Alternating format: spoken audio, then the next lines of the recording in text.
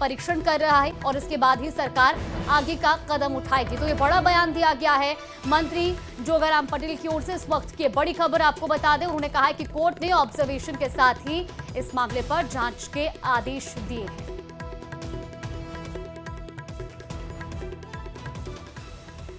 मामले को अगर आप गहनता से अध्ययन करेंगे तो माननीय न्यायालय ने एसआई भर्ती को रद्द नहीं किया है। अपने ऑब्जर्वेशन के साथ सरकार को भेजा है कि इसकी जांच कर हमारा जो आरपीएससी है उसको भेजा जाए। पर उन्होंने जो ऑब्जर्वेशन किया वो बहुत ही महत्वपूर्ण है। कांग्रेस के कार्यकाल में इस राजस्थान लोक सेवा आयोग में जितने भी सदस्य और अध्यक्ष मुकर किए उनके ऊपर प्रश्न चिन्ह लगाए हैं और उसकी जांच का आदेश दिया है। और मुख्य आधार जो माननीय उच्च न्यायालय ने बनाया है कि जब खुद आरपीएससी के मेंबर, राजस्थान लोक सेवा आयोग के मेंबर इसमें लिप्त है तो उसमें संदिग्ध उन्होंने माना है। और ये भी कहा है ऐसी स्थिति में इसकी गहनता से जांच होनी चाहिए। हमारा जो आरपीएससी है उस पर पूरी जांच होकर के उसका पुनर्गठन भी होना चाहिए। साथ ही साथ उन्होंने ये भी कहा है कि सरकार ने पहले आते ही इसकी जांच शुरू प्रारंभ की, एसआईटी गठित की, पहला मुकदमा दर्ज किया, इतने लोग पकड़े गए, तो सरकार को एक तरह से परोक्ष रूप से। और अब इसी पर हमारे सहयोगी चंद्रशेखर हमारे साथ जुड़ गए हैं। चंद्रशेखर, ये बड़ा बयान आया है मंत्री जोगाराम जी की ओर से कि ये परीक्षा को न्यायालय ने रद्द नहीं किया है बल्कि कोर्ट ने इसे ऑब्जर्वेशन के साथ जांच के आदेश दिए हैं।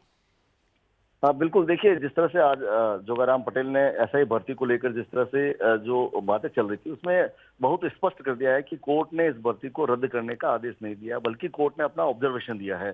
कोर्ट ने अपने ऑब्जर्वेशन के साथ सरकार को निर्देश दिया है कि इसकी विस्तृत जांच करके वो जांच रिपोर्ट जो है आरपीएससी को सौंपना है और उसके साथ ही जो है आगे उस जांच के आधार पर जो है निर्देश देना है।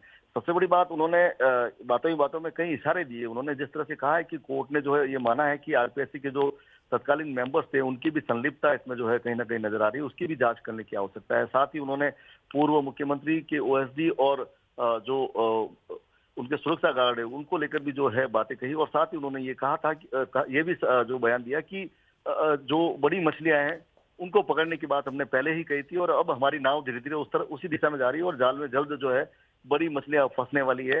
तो कहीं ना कहीं ये कहा जा सकता है कि जो जांच चल रही है ऐसे कोई सत्य जो है सरकार के हाथ में लगे हैं जिससे कोई बड़ा नाम इसमें सामने आ सकता है और जो बड़ा चेहरा है वो जो है एसओजी की गिरफ्त में आ सकता है। संभवतः ऐसा जो है प्रतीत होता है उनके बयानों से। साथ ही उन्होंने जो एक बात कही है कि जो 1015 पदों की जो नई भर्ती जो सरकार ने निकाली है तो उन्होंने एक संदेश दिया है अपनी बातों में कि जो दोषी है वो तो इस 2021 वाली भर्ती से बाहर जाएंगे, लेकिन जो निर्दोष है उनको डरने की जरूरत नहीं, उनको संभव तो उस नई भर्ती में जो है समायोजित किया जा सकता है।